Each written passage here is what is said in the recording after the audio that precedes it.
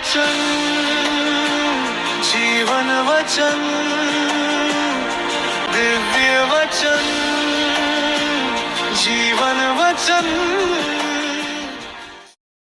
पहला पाठ शोक गीत अध्याय 2 पद संख्या 2 10 से 14 एवं 18 से 19।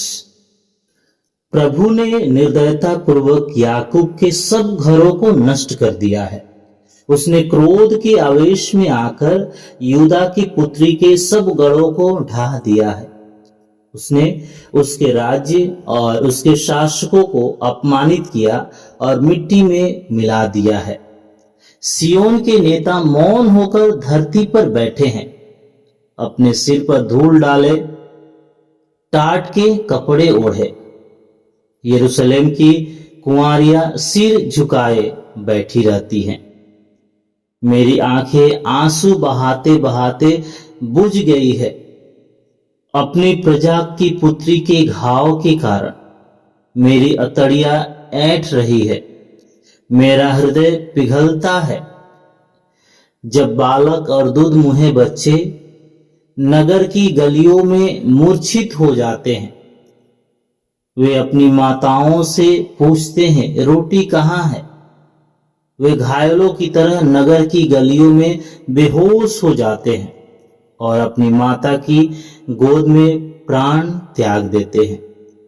यरूशलेम की पुत्री, मैं तुम्हारी तुलना किससे करूं? तुम किसके सदृश हो? सियोन की पुत्री, तुम्हें कौन बचा सकता और सांत्वना दे सकता है? क्योंकि तुम्हारी विपत्ति समुद्र की तरह अपार है। तुम्हें कौन स्वस्थ करेगा? तुम्हारे नबियों ने तुम्हें असत्य और भड़कीले दृश्य दिखाए। उन्होंने तुम्हारा भाग्य बदलने के लिए तुम्हारा पाप प्रकट नहीं किया। उन्होंने तुम्हें व्यर्थ और भ्रामक भविष्यवाणियां सुनाई। तुम सारे हृदय से प्रभु सियोन के रक्षक की दुहाई दो। तुम्हारे आंसू दिन रात नदी की तरह बहते रहे। तुम नहीं रुको, निरंतर रोते रहो। उठो, रात में चिल्लाओ। पहले पहर में अपना हृदय पानी की तरह बहा दो। अपने बच्चों के प्राण बचाने के लिए प्रभु के सामने हाथ उठाकर प्रार्थना करो। वे गलियों के नुकड़ों पर भूख के कारण बेहोश पड़े हैं। प्रभु की वाणी। ईश्वर को धन्यवाद। संतमती के अनुसार पवित्र सुसमाचार अध्याय 8 पद संख्या 5 से 17। ईसा कफरनाउम में प्रवेश कर ही रहे थे कि एक शतपति उनके पास आया और उसने उनसे यह निवेदन किया, प्रभु, मेरा नौकर घर में पड़ा हुआ है, उसे लकवा हो गया है और वह घोर पीड़ा सह रहा है। ईसा ने उससे कहा, मैं आकर उसे चंगा कर दूंगा। शतपति ने उत्तर दिया, प्रभु, मैं इस योग्य नहीं हूं कि आप मेरे यहां आए। आप एक ही शब्द कह दीजिए और मेरा नौकर चंगा हो जाएगा।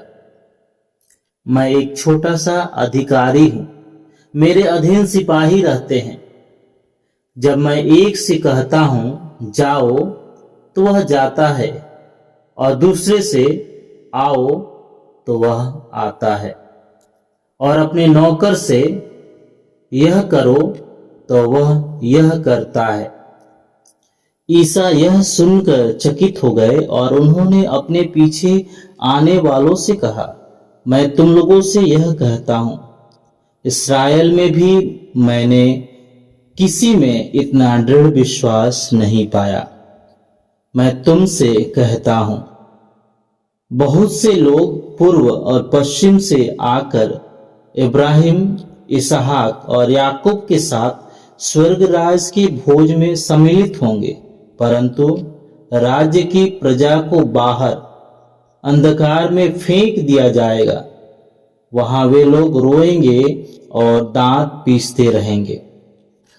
सतपति से ईसा ने कहा, जाइए, आपने जैसा विश्वास किया वैसा ही हो जाए। और उस घड़ी उसका नौकर चंगा हो गया।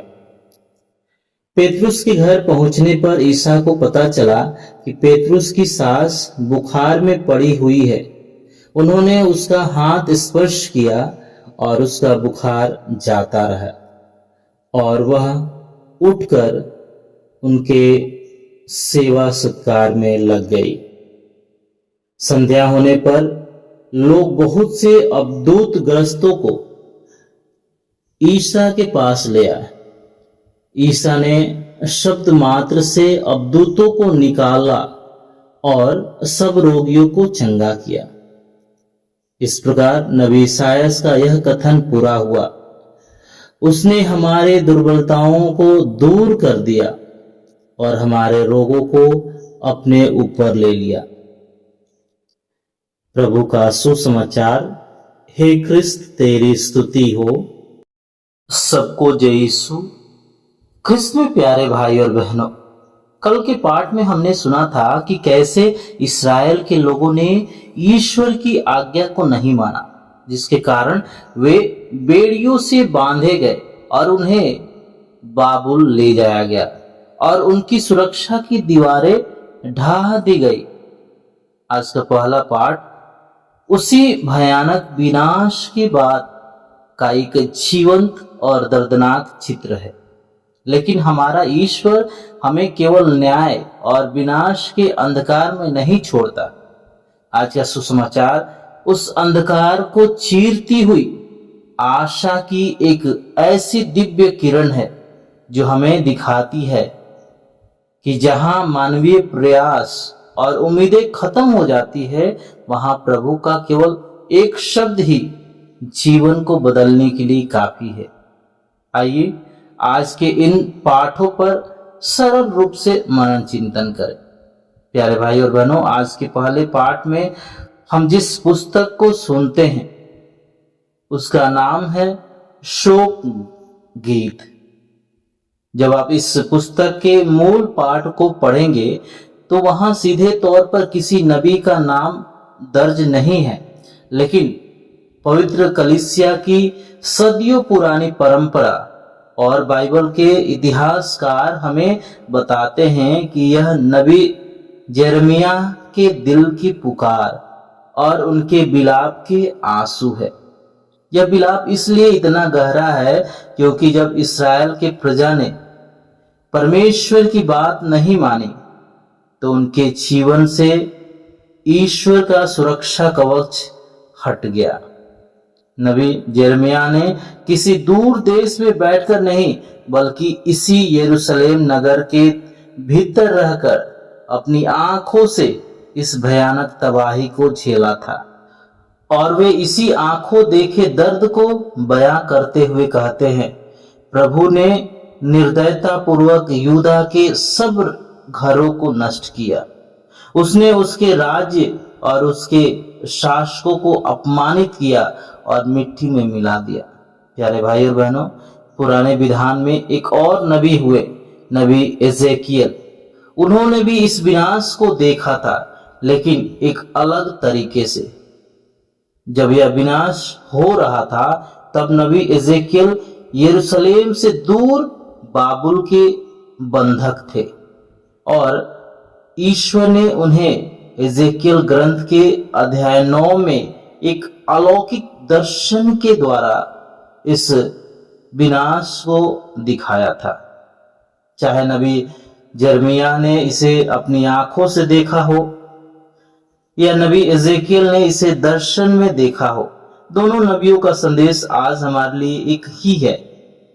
जब मनुष्य ईश्वर के मार्ग से भटक जाता है, प्रभु के मार्ग से, प्रभु के करीब से दूर चला जाता है, तो उसका सुरक्षा कवच हट जाता है और उसकी आत्मिक दीवारें ढह जाती है। प्यारे भाई और बहनों, इतिहास का वह रोना केवल उस समय के यरूशलेम तक सीमित नहीं था। जब आज हम ईश्वर से दूर होते हैं तो आज भी हमारे आत्मिक जीवन में स्थिति उतनी ही दयनीय हो जाती है। आज हमारे परिवारों में, हमारे बच्चों में आत्मिक भूख और प्यास दिखाई देती है। वे पाप की गलियों में बेहोश पड़े हैं। और जब हम अपनी इस आत्मिक कंगाली को देखते हैं तब आज भी हमारे दिलों से विलाप करते हुए यही सवाल पूछा जाता है, तेरी विपत्ति समुद्र की तरह अपार है, तुझे कौन बचा सकता है। इस बर्बादी का एक मुख्य कारण यह भी था कि उनके नबियों ने उनके कल्याण के लिए उनके पापों को उन पर प्रकट नहीं किया, बल्कि व्यर्थ और भ्रामक भविष्यवाणियां सुनाई जो उन्हें प्रिय थी। प्यारे भाई और बहनों, कई बार हमारे जीवन में भी ऐसी परिस्थितियां आती है जब हमें लगता है कि हमारी समस्याएं समुद्र की तरह अपार है। चाहे वह कोई पुरानी बीमारी हो, पारिवारिक उलझन हो या आध्यात्मिक सूखापन हो। जब हमारी अपनी चार दीवारी ढह जाती है तब संसार के खोखले और भ्रामक शब्द हमें सांत्वना नहीं दे सकते। लेकिन जहां मानवीय रास्ते बंद होते हैं वहीं से प्रभु का रास्ता शुरू होता है। प्यारे भाइयों बहनों, जहां एक तरफ इस्राएल की प्रजा ने ईश्वर के अधिकार को मानने से इनकार कर दिया था, वही सुसमाचार में इसके ठीक विपरीत एक अद्भुत घटना घटती है। कफरनाउन में एक रोमी शतपति यीशु के पास आता है। वह एक विदेशी है, गैर यहूदी है, फिर भी उसमें वह नम्रता और आज्ञाकारिता है जो इस्राएल खो चुका था। जब वो अपने लकवाग्रस्त नौकर के लिए विनती करता है और यीशु कहते हैं मैं आकर उसे चंगा कर दूंगा, तब शतपति का उत्तर पूरे बाइबल में विश्वास का सबसे महान उदाहरण बन जाता है। वह कहता है, प्रभु मैं इस योग्य नहीं हूं कि आप मेरे पास आए, आप एक ही शब्द कह दीजिए और मेरा नौकर चंगा हो जाएगा। वह एक सैनिक अधिकारी होने के नाते अधिकार के नियम को समझता था। वह जानता था कि जैसे उसके कहने पर उसके सिपाही आते और जाते हैं, वैसे ही सृष्टि की हर बीमारी और लाचारी ईसा मसीह के शब्द के अधीन है। यीशु उसका यह दृढ़ विश्वास देकर चकित हो गए थे। प्यारे भाई और बहनों, यहीं पर हमारे लिए आज सबसे बड़ी आशा छिपी हुई है। पहले पाठ में लोगों को दुहाई देने के लिए कहा गया था कि अपना हृदय पानी की तरह प्रभु के सामने बहा दे, अपने बच्चों के प्राण बचाने के लिए प्रभु के सामने हाथ उठाकर प्रार्थना करे। और जब आज के सुसमाचार में लोग इसी विश्वास के साथ यीशु के सामने आते हैं तो अद्भुत चंगाई का दौर शुरू हो जाता है। यीशु पेतरुस की सास का हाथ स्पर्श करते हैं और उसका बुखार जाता रहता है। संध्या होने पर लोग बहुत से रोगियों को उनके पास ले आते हैं और वे किसी बाहरी तंत्र मंत्र से नहीं बल्कि अपने शब्द मात्र से अवधूतों को निकालते हैं और सब रोगियों को चंगा करते हैं। ऐसा करके प्रभु यीशु सदियों पहले पुराने विधान में दी गई उस आशा को पूरा करते हैं, जहां नबी ईसायास ने भविष्यवाणी करते हुए कहते हैं, उसने हमारी दुर्बलताओं को दूर कर दिया और हमारे रोगों को अपने ऊपर ले लिया। आज हमारी आशा इस बात में नहीं है कि हम कितने योग्य हैं, हमारी आशा इस बात में है कि मसीह हमारे दुखों और बीमारियों को अपने ऊपर ढोने के लिए तैयार है। प्रभु की इसी दया को शतपति ने पहचान लिया था। वह जानता था कि वह खुद योग्य नहीं है, लेकिन उसका भरोसा यीशु के सामर्थ्य पर था और इसी अटूट विश्वास के कारण दूर बैठा उसका नौकर उसी घड़ी चंगा हो गया। और इसके विपरीत जो लोग खुद को जन्म से योग्य समझते थे, यानी राज्य की प्रजा, वे अपने घमंड के कारण बाहर अंधकार में फेंक दिए गए। लेकिन जो सतपति की तरह अपनी अयोग्यता को मानकर नम्र होकर आते हैं, वे इब्राहिम, इसहाक और याकूब के साथ स्वर्ग राज के भोज में सम्मिलित होंगे। प्यारे भाई और बहनों, स्वर्ग राज का यह दिव्य भोज और प्रभु की चंगाई आज हमारे लिए भी उपलब्ध है, बशर्ते हम अपने जीवन को आज के वचनों के दर्पण में देखें। इसलिए आज का वचन हमारे व्यवहारिक जीवन से दो मुख्य बातें कहता है। पहला, अपने हृदय को पानी की तरह बहा दे।